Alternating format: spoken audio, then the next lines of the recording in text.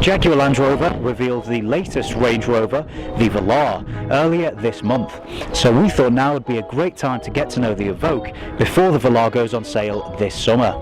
We'll be testing the Evoque on design, practicality, performance, comfort and cost. So stay tuned for our review of this British engineered compact SUV.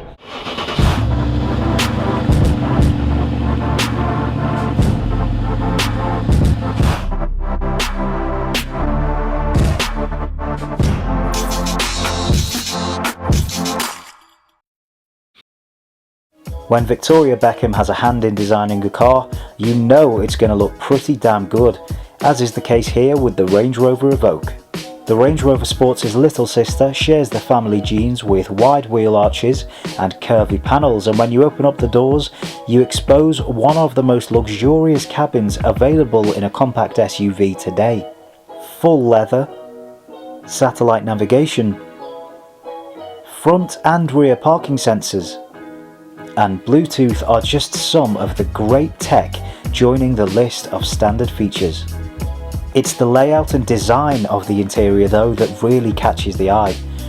The central column slopes down elegantly from the dash at an angle positioned perfectly for user interaction, and in the middle of it sits a crystal clear 8-inch touchscreen monitor, as well as toggles to control the dual climates, heated seats, and media.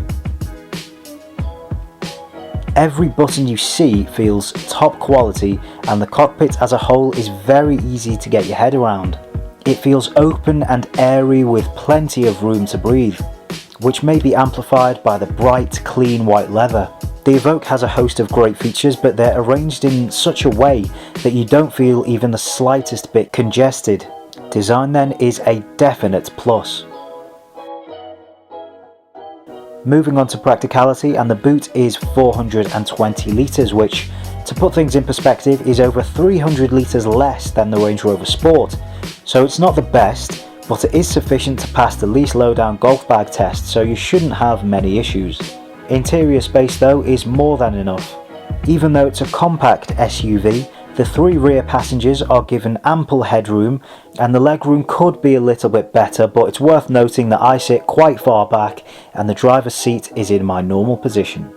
Cabin storage space is good too, with plenty of room for your bits and bobs in the wide door cubby holes, front and rear cup holders, and central compartments, including this swish storage facility that's hidden underneath the central console, which is a really funky touch and perfect for storing devices like your mobile phone, for example, because it's out of the way and not a distraction, which is especially important in light of the new penalties that the government have recently introduced for being caught on your mobile phone.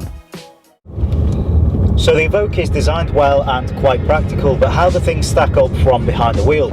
Well, this 2.2 litre diesel model that I'm driving has 190 brake horsepower and 310 foot-pounds of torque under the bonnet, which means a 0 to 60 time of 8.5 seconds. Now, that isn't the best 0 to 60 time by any means, but bearing in mind it's a compact SUV, so bigger than a lot of the cars out there, and weight is obviously an important factor.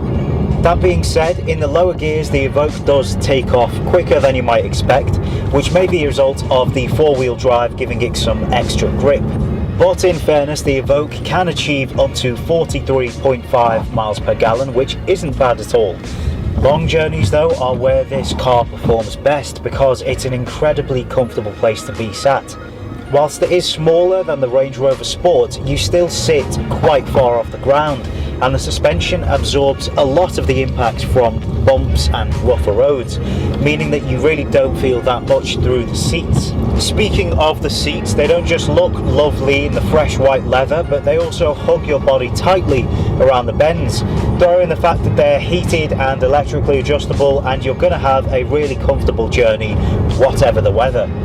This particular car has the 6-speed manual gearbox. Now, the gearbox itself isn't bad. What is bad is the clutch that goes with it. Now, I skipped leg day this morning. Why am I telling you that? Because had I gone to the gym, my left leg would be killing me every single time I changed gears. Now, I don't mean to exaggerate, but it is really a lot heavier than you'd expect. Perhaps you'd get used to it, I'm not sure, over time, but personally we just feel it could have done with being a lot lighter. In the same way, the steering is heavier than you'd expect, especially in the lower gears, and when you're doing, maneuvers, parking, things like that, it can be a bit annoying. Not as much of an issue as the clutch, but worth mentioning nonetheless. Now for the important bit, cost. How much will you have to pay to ride a Victoria Beckham inspired Range Rover? Well, you can lease a brand new 2.2 litre diesel Range Rover Evoque for between £250 and £350 a month on average. That's based on a 3-year personal lease contract with an annual mileage allowance of 10,000. So it's not cheap, but if you think about it, you get a lot of the stuff that you would get in a Range Rover Sport or a Range Rover Vogue for a lot less. If you went for one of those two variants, then you'd be paying over £650 a month on average. The BMW X3 and the Audi Q3, those being strong competitors to the Evoque, are on average a little bit more expensive per month. So in fairness, value for money on the Evoque isn't bad. To conclude, the best things about the Evoque are its design, standard features, comfort and build quality.